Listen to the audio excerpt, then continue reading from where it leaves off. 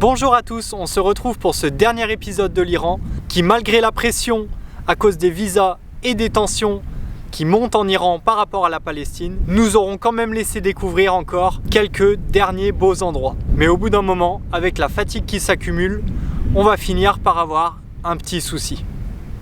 Je vous laisse découvrir tout ça dans cette vidéo. Moi c'est Alex, et voici Nana, Mani et Chat. On voyage avec nos fidèles compagnons, Eléas et Bastet. Au volant de notre maison roulante depuis pas mal d'années, aujourd'hui on a décidé de partager cette grande aventure avec vous.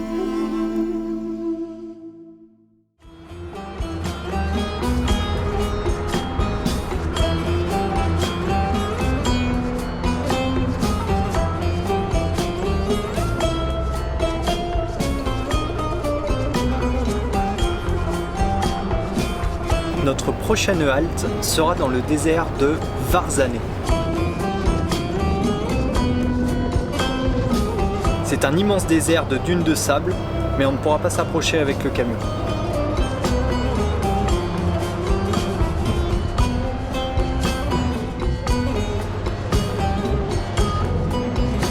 Mais tout proche de ce désert, Nana avait repéré un barrage. Plus on s'approchait, plus on se demandait comment on allait pouvoir trouver un barrage ici.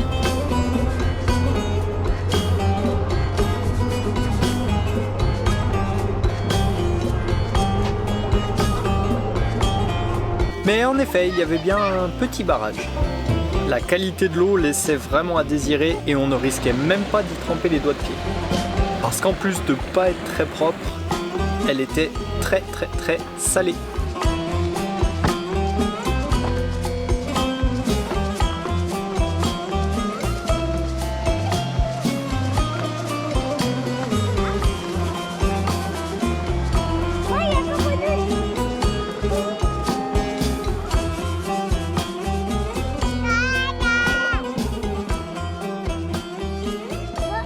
Et même si on n'aura pas la chance de se baigner dans ce barrage, on aura par contre l'immense chance que lorsque l'on arrive, les agriculteurs du coin soient en train d'irriguer leurs terres.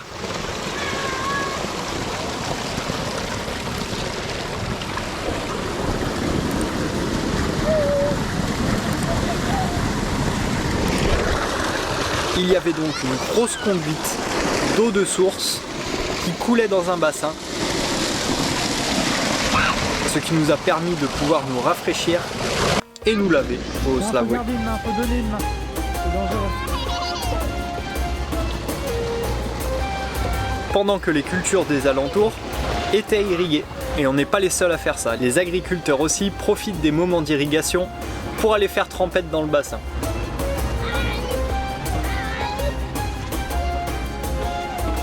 Malgré le fait que ce soit un désert, il y a beaucoup de cultures.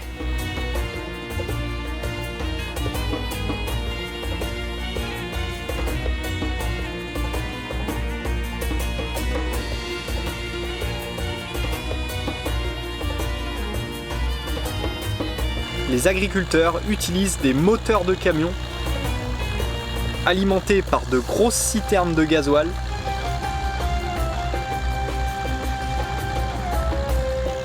pour extraire l'eau des puits et irriguer leur culture.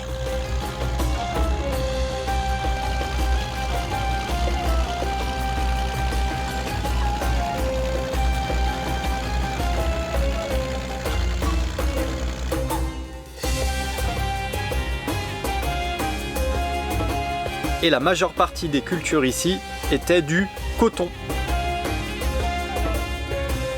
Depuis le Xe siècle, le coton d'Iran est exporté dans les pays de l'Ouest. On a eu la chance de le voir en plus pratiquement prêt à être récolté. En Iran, ils récoltent le coton à la fin du mois d'octobre.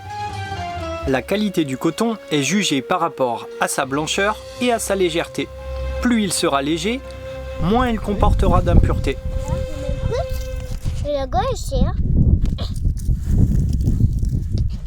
Du coton. Prends-en une petite boule et puis tu la gardes dans ta poche en souvenir.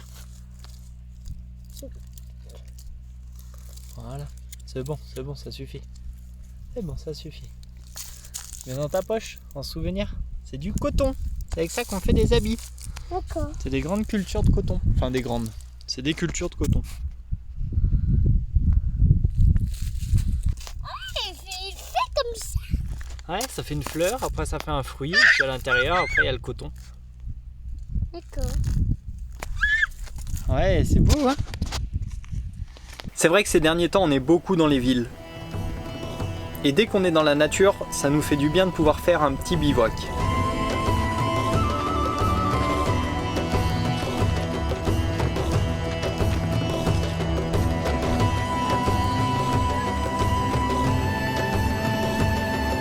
Mani adore faire du feu.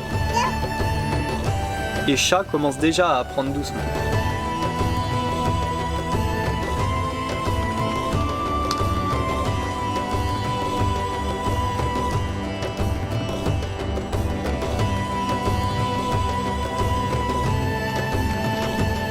Et mince, je me suis fait griller.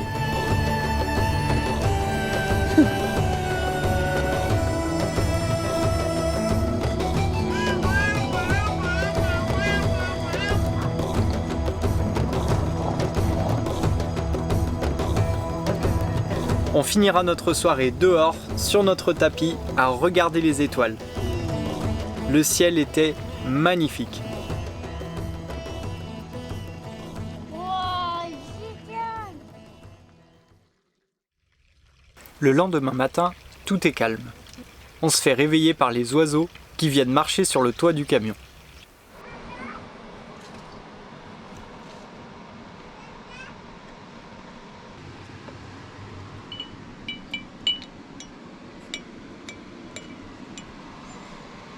On fait un petit thème. Et on va profiter de pouvoir se rafraîchir une dernière fois avant de reprendre la route. On dit que l'eau était pas sanitaire là-bas, à la rivière. Ouais, tu m'étonnes. Elle n'était pas sanitaire. Unsanitary en anglais. On fait le même coup d'accueil, papa. Ici, oui, c'est beau. Ouais. La qualité de l'eau, Ouais. pas sûr d'avoir ça.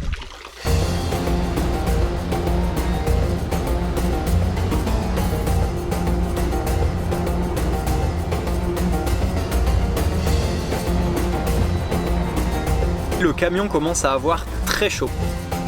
Tant que c'est plat, ça va, mais dès qu'on commence à prendre un peu de montagne, avec la chaleur qu'il fait, ça chauffe vite, très fort.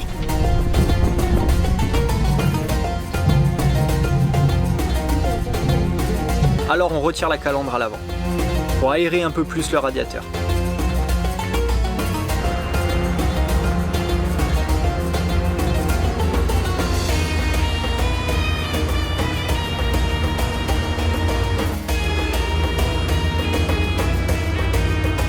Avant de quitter l'Iran, on se devait de passer par 2-3 endroits emblématiques, dont Yazd. Cette ville est connue pour ses remparts à vent. D'ailleurs, est-ce que vous savez ce que c'est des remparts à vent? C'est en fait un ancien système de climatisation naturelle, c'est-à-dire que ces grandes tours que vous voyez avec les ouvertures, entre ces ouvertures, il y a un grand mur qui descend jusqu'au sol des constructions. Et l'air chaud qu'il y a à l'intérieur de la construction remonte, tandis que l'air frais descend. Pas bête quand on y réfléchit. Bon, on n'a plus d'eau. La pompe à eau a décidé de nous lâcher. Ça tombe mal parce que vu comme il fait chaud, on en a besoin.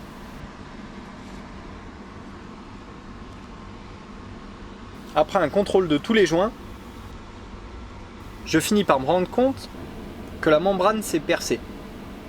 Et là, hélas, il n'y a pas grand chose à faire. Je vais faire une réparation temporaire en la recollant, mais pas sûr que ça dure bien longtemps.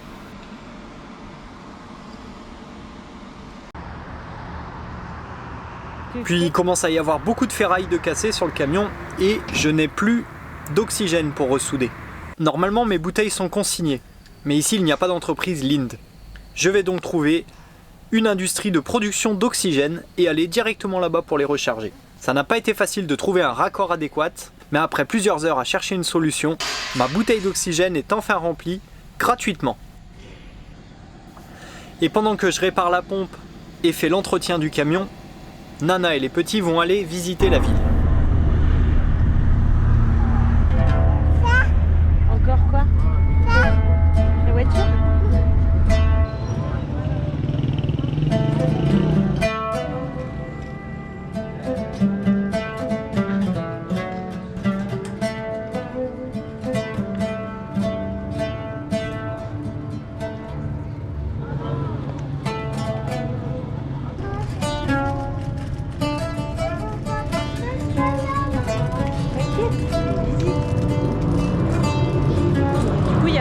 monde, alors j'en profite pour faire un fast cam. Au final, je suis venue après la sieste des enfants parce qu'en ce moment, on a un rythme qui est très dur à soutenir. Alexis a dû rester au camion pour faire de la mécanique, mais moi, je voulais quand même venir visiter ici. Et donc, en fait, je suis venue en fin de journée, donc la nuit commence à tomber parce qu'elle tombe super tôt ici, à 18h, il fait nuit. Et au final, c'est pas fou parce qu'il commence à faire nuit, donc on va moins voir. Mais en fait, la journée, il fait encore très très chaud. Et en fait, c'est pas tenable avec les enfants, c'est très compliqué de bouger par ces chaleurs. Donc l'un dans l'autre, il fait un peu nuit, mais au moins il fait beaucoup moins chaud.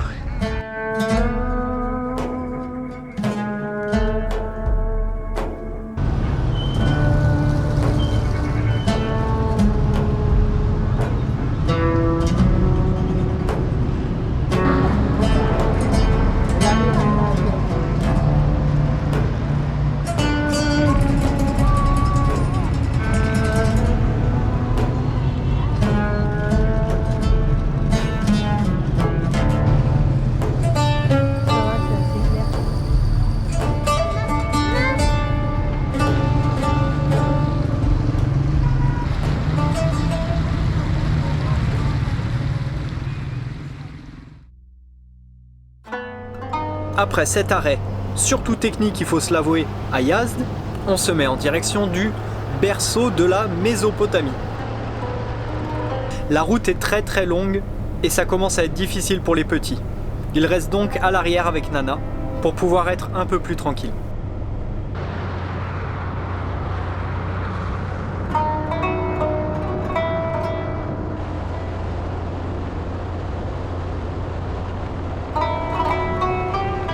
Plus on avance, plus le paysage se transforme. On retrouve du relief et de la verdure.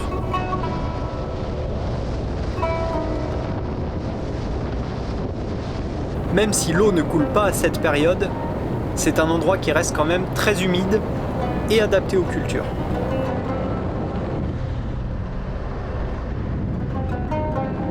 Nous arriverons donc en fin de journée et décidons qu'il vaut mieux faire la visite le lendemain matin. On pensait passer la nuit au calme sur le parking, mais la nuit a été très agitée.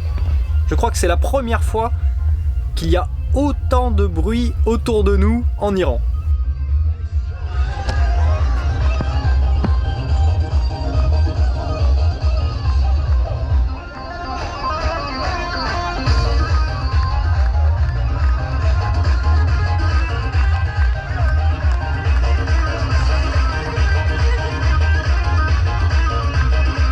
Et on a donc fini par se coucher assez tard.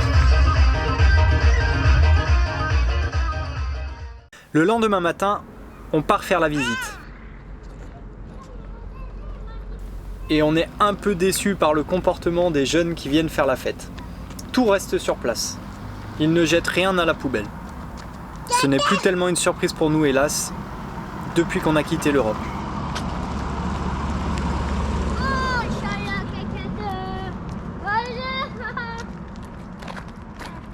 Alors, vous avez trouvé où est-ce qu'on est ?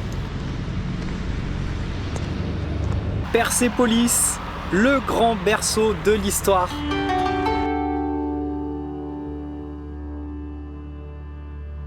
La construction de cette cité remonte à 500 ans avant Jésus-Christ et fait appel aux ouvriers et artisans venus de tout l'Empire. La construction de Persépolis s'est poursuivie pendant plus de 2 siècles jusqu'à ce que Alexandre le Grand vienne détruire partiellement cette cité. Toutes les sculptures en bas-relief que l'on trouve sur les murs, les escaliers et les portes représentent la diversité des peuples qui composaient l'Empire.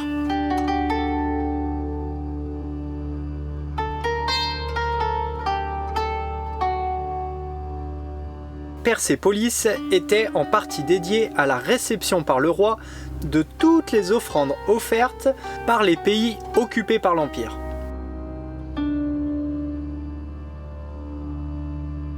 Et à l'époque, l'Empire était très vaste. Il comprenait l'Égypte, la Syrie, la Turquie, l'Arménie, le Pakistan, le Turkménistan et bien d'autres. Et chacun emportait la plus belle offrande qu'il pouvait à son roi.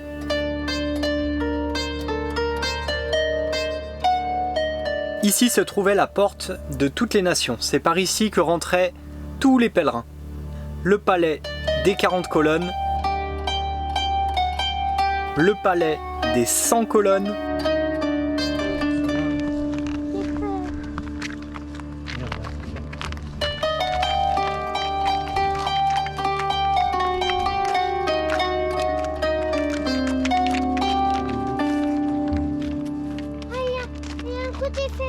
et plus haut, creusés et sculptés à même la montagne, les tombeaux.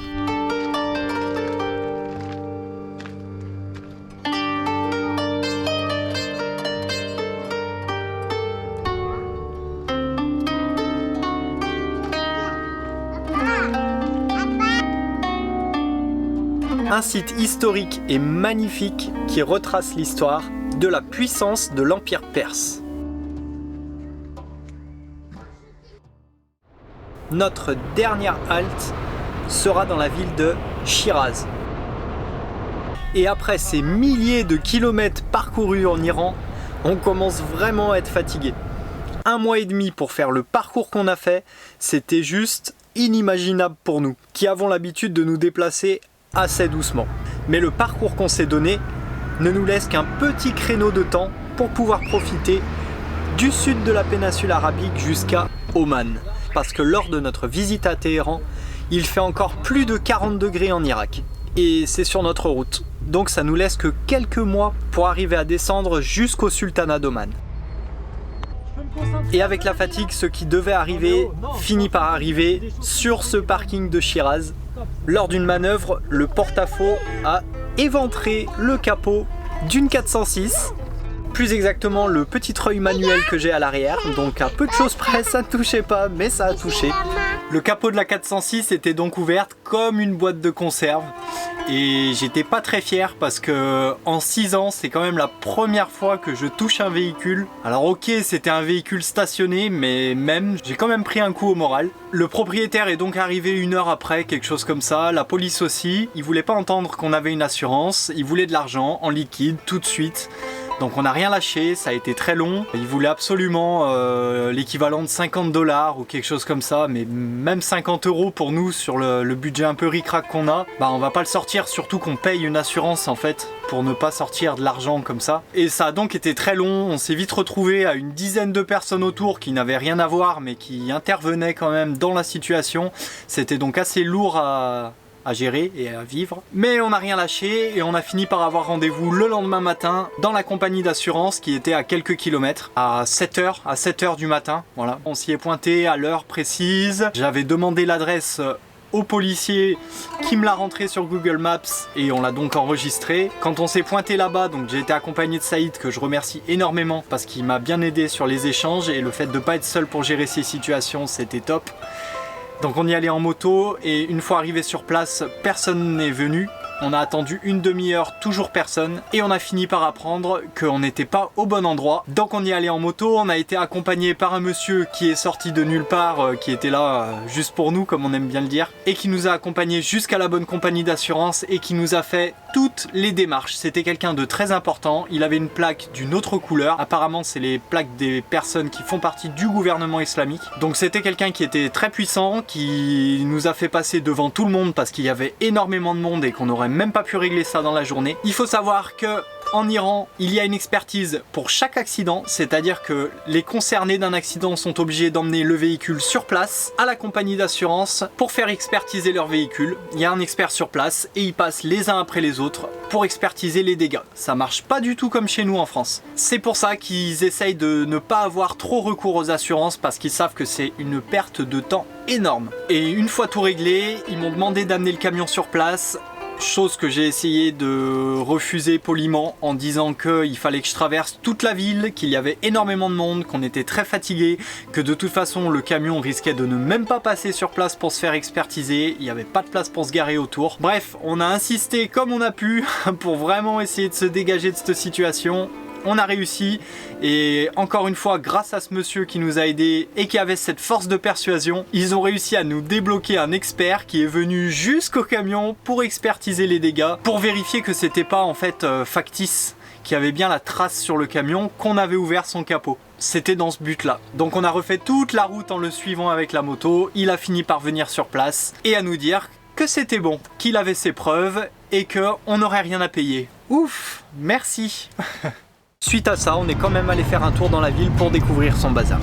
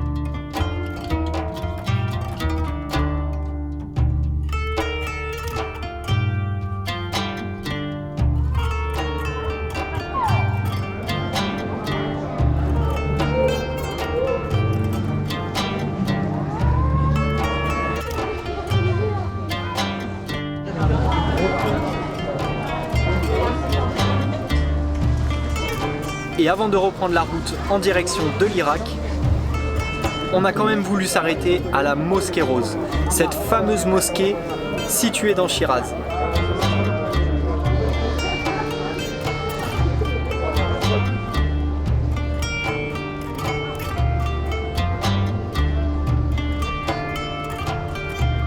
Mais la beauté et la magnificence de ce bâtiment n'ont pas réussi à passer par-dessus cet attroupement de touristes qui nous empêchait pratiquement de marcher à l'intérieur juste pour prendre leurs photos, qui au seul moment où je me suis assis pour être au calme avec les enfants et profiter de l'architecture, me demandait de me lever pour les prendre en photo.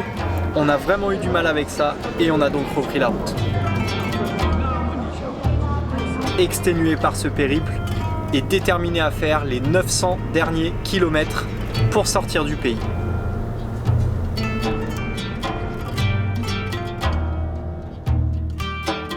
Et voilà, c'est terminé pour aujourd'hui et j'ai même envie de dire c'est terminé pour l'Iran. C'est un grand chapitre qui se ferme et on est un peu triste qu'il ait dû se fermer aussi rapidement et aussi brusquement. Mais c'est que partie remise, on est sûr qu'on y remettra les pieds un jour.